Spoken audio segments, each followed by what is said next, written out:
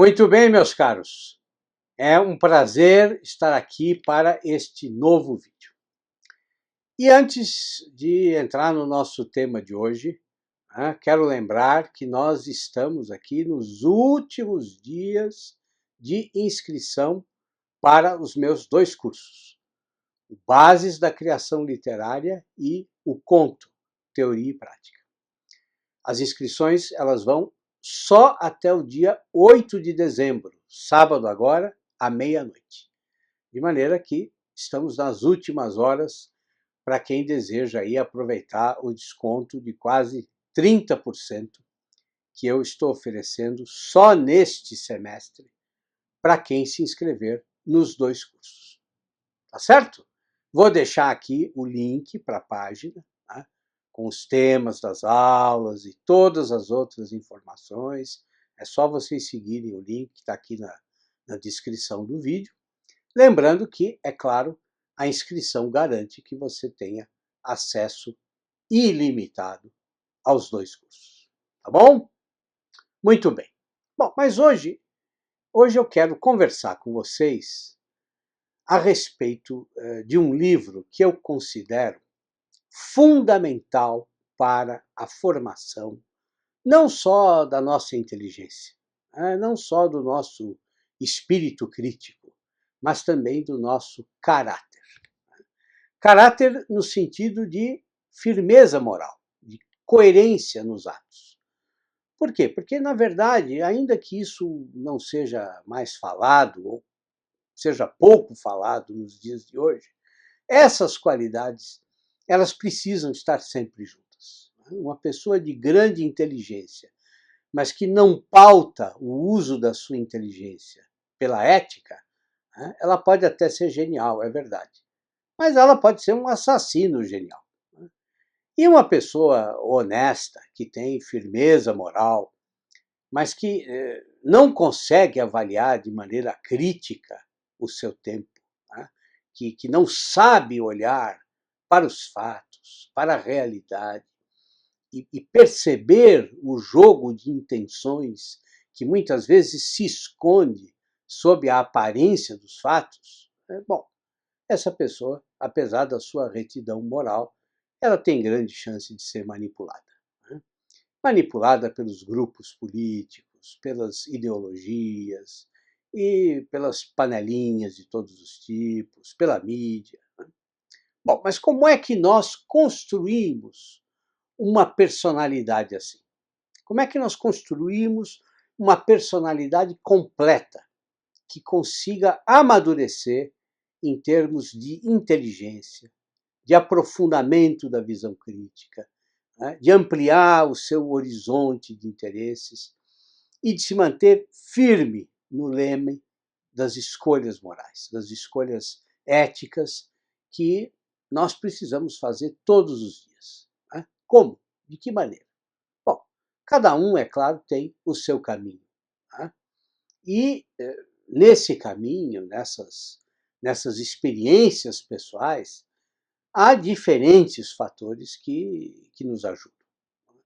Sempre que eu falo a respeito desse núcleo que precisa formar a nossa vida, esse núcleo de inteligência e ética, eu me lembro, por exemplo, dos vários livros que foram importantes na minha formação.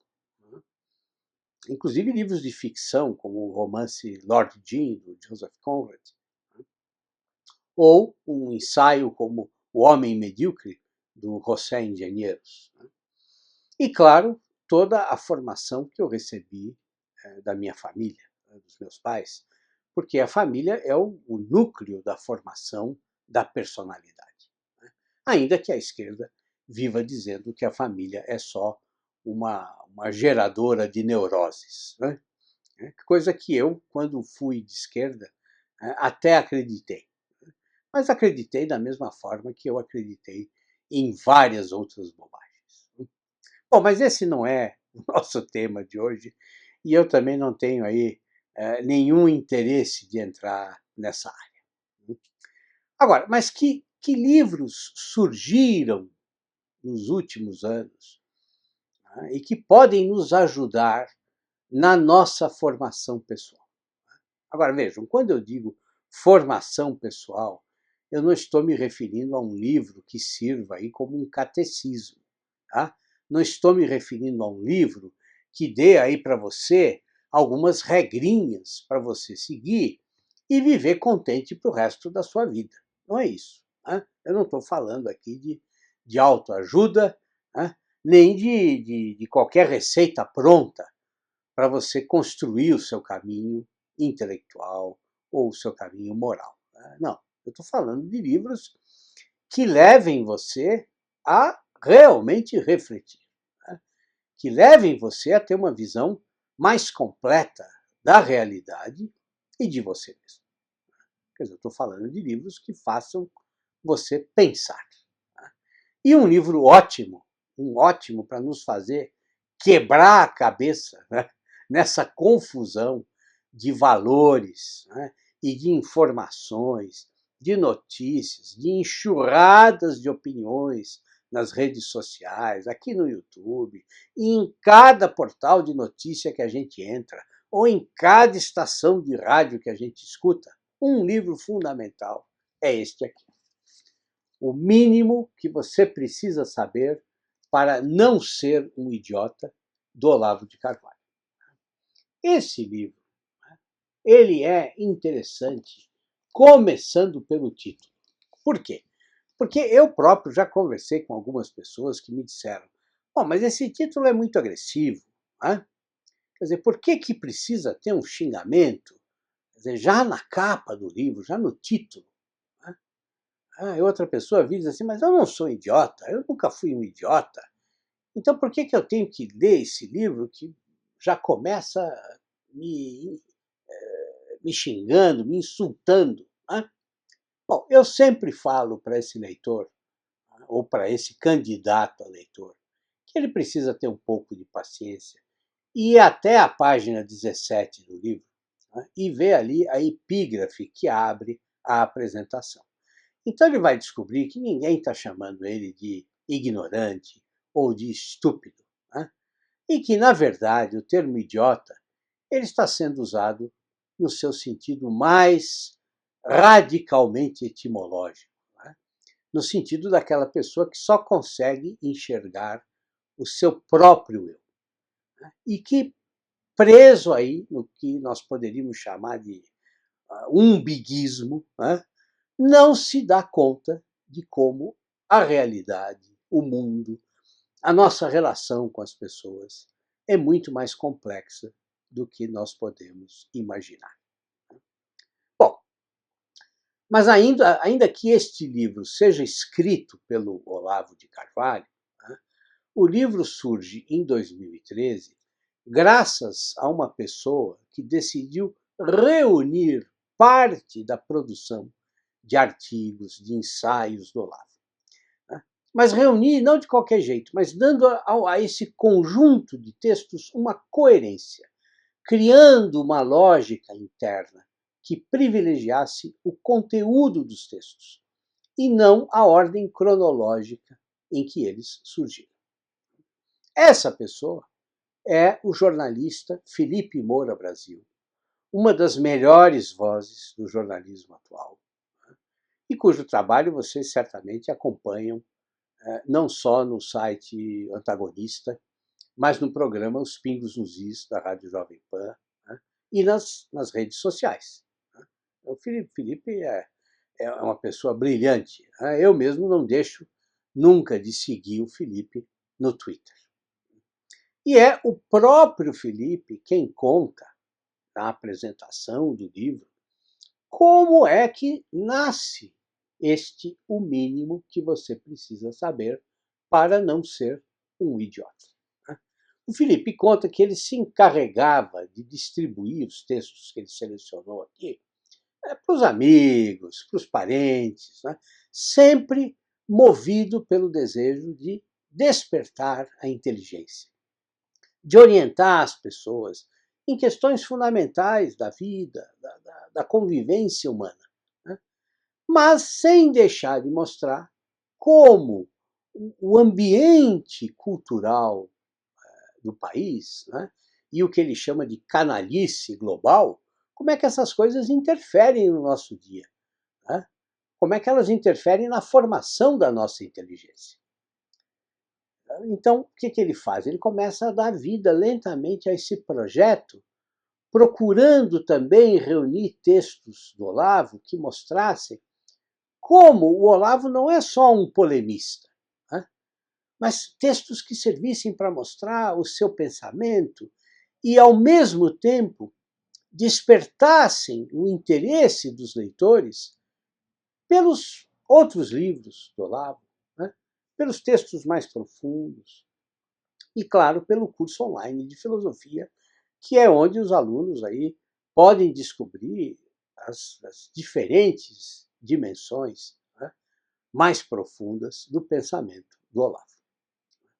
Então, esse livro, né, esse livro aqui não é só uma simples compilação de artigos, né?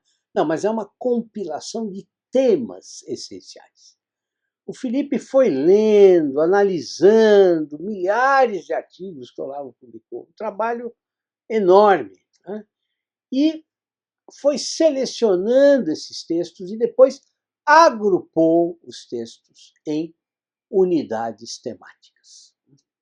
E é muito interessante a gente ler o texto de apresentação do livro, né, em que o Felipe mostra como isso foi difícil, né? Claro, por quê? Porque o Olavo, nos seus artigos, ele trabalha sempre em dois níveis, né? Num primeiro nível, a gente encontra, digamos que, o tema objetivo do texto. Mas num outro nível, que nem sempre fica claro para o leitor mais apressado, né, nós encontramos a busca de uma unidade de pensamento. Né? Encontramos aquele fio condutor que une as ideias do Olavo, ainda que elas estejam aí disseminadas por diversos livros, né, e também nas apostilas do curso de filosofia. Então vejam, o livro surge desse trabalho e de uma tentativa do Felipe, uma tentativa dupla, né, de organizar o saber, mas também compartilhar o saber. Quer dizer, compartilhar esse saber exatamente para que mais leitores pudessem aproveitar as lições que foram fundamentais para o próprio Felipe. Bom, e aí basta vocês darem uma espiada no sumário, né, para vocês perceberem a seleção incrível de temas, né? Desde aí a busca do conhecimento, né, o encontro com a nossa vocação, passando pelos temas fundamentais, né, da aquisição da cultura e do entendimento, né, das forças políticas e ideológicas que disputam o controle do nosso imaginário, né, até chegar aí às formas de organização dos intelectuais, o controle da mídia e da universidade pela esquerda, né, e depois, claro, os temas mais específicos, né. Eu, por exemplo, de vez em quando gosto de reler a parte referente à linguagem, né, em que o Felipe colocou 6 artigos fundamentais do Olavo, né. Por exemplo, o texto A Palavra Gatilho, né, e também o texto que vem logo a seguir, um texto chamado Figuras de Linguagem, né. São 2 textos essenciais, né, para nós entendermos por que a luta ideológica, a luta pelo controle do imaginário das pessoas, por que essa luta começa sempre no controle da linguagem. E entender também como, sem que a gente perceba, nós somos treinados para ter sempre as mesmas reações diante das mesmas palavras. E, claro, isso torna impossível ou muito difícil pensar de maneira diferente. Então, são 2 artigos fundamentais para você começar a perceber como a retórica, né, retórica em termos de argumentação mesmo, em termos de utilização de um determinado tipo de discurso para convencer os outros. Quer dizer, como a retórica esquerdista, que foi encampada por diferentes setores da mídia, né, e da própria produção literária, né, como essa retórica trabalha no sentido de enviesar, no sentido de deformar a nossa compreensão da realidade. Nessa mesma parte sobre a linguagem, tem um texto que eu gosto muito, que foi publicado na antiga revista Bravo, em julho de 1998, que se chama Coisas Sérias. E esse texto é um exemplo muito bem acabado do estilo do Olavo.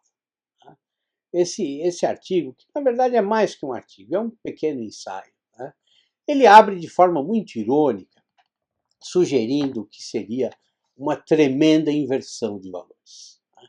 Essa situação hipotética que o Olavo cria, ela não é gratuita, mas é uma contraposição que surge exatamente para prender a atenção do leitor.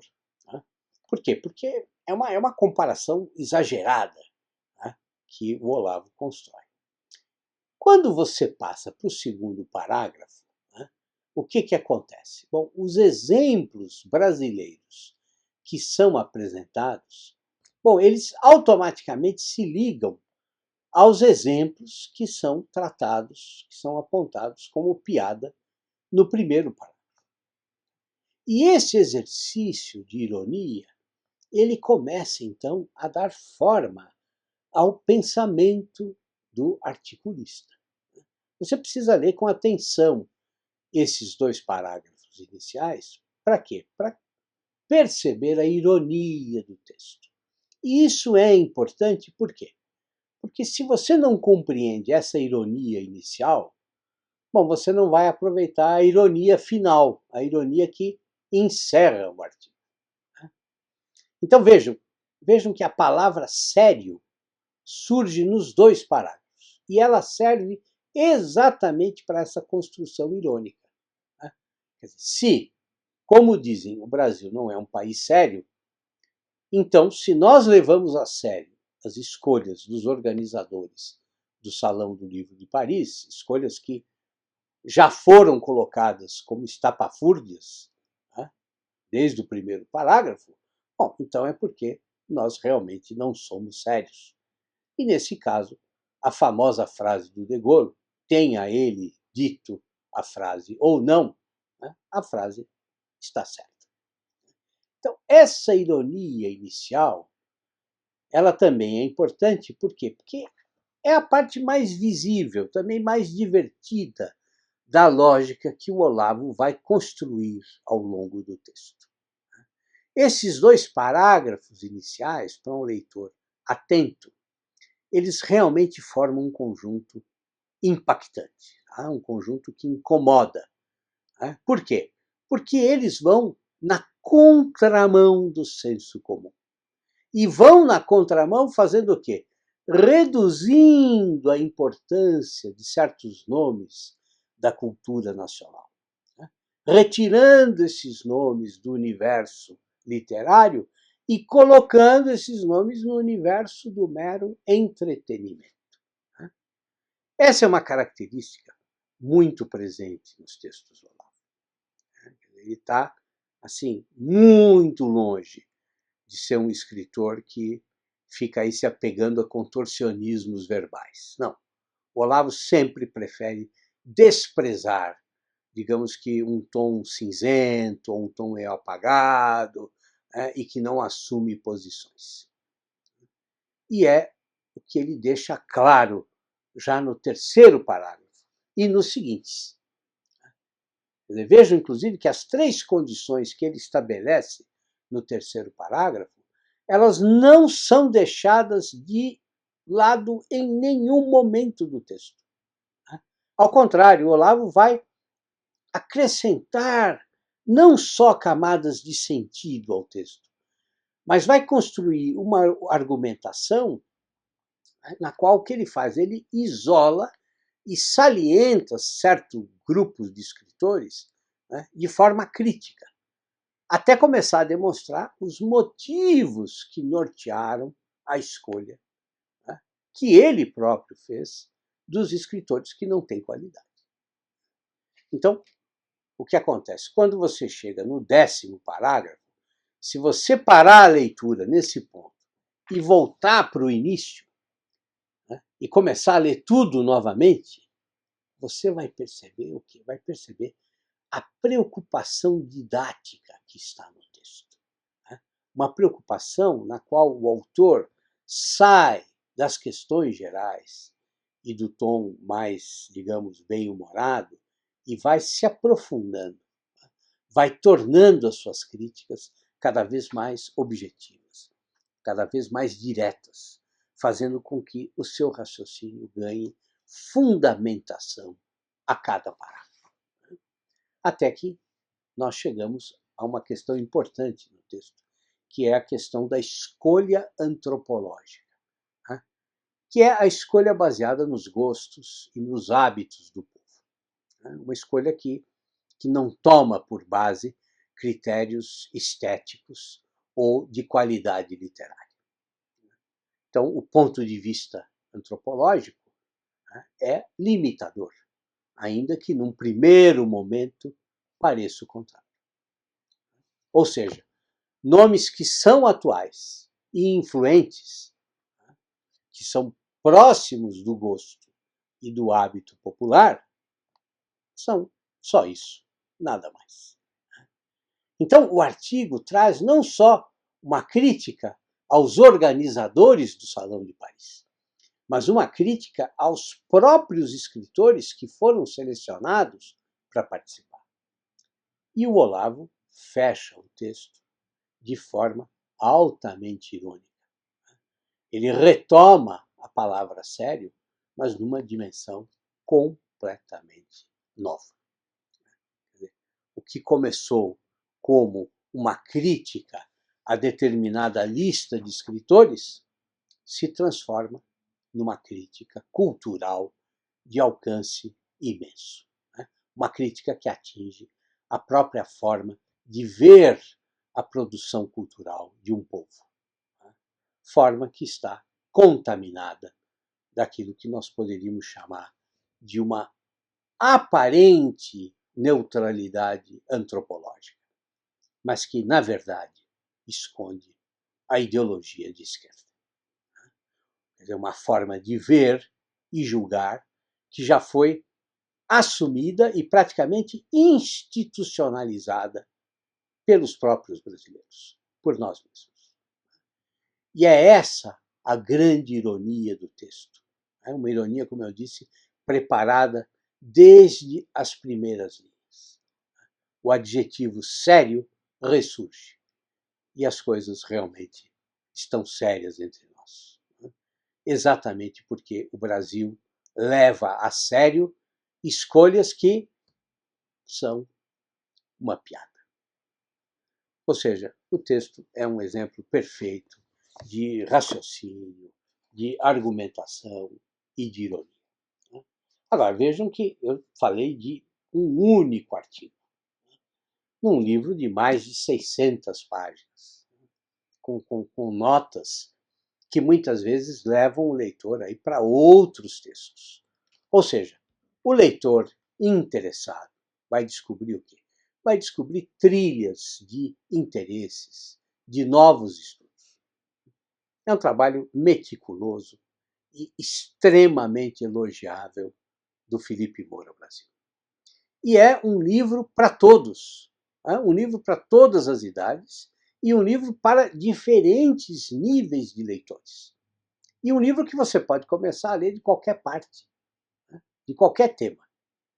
Quer dizer, se você preferir, você pode começar o livro, por exemplo, pela última seção, que se chama Estudo.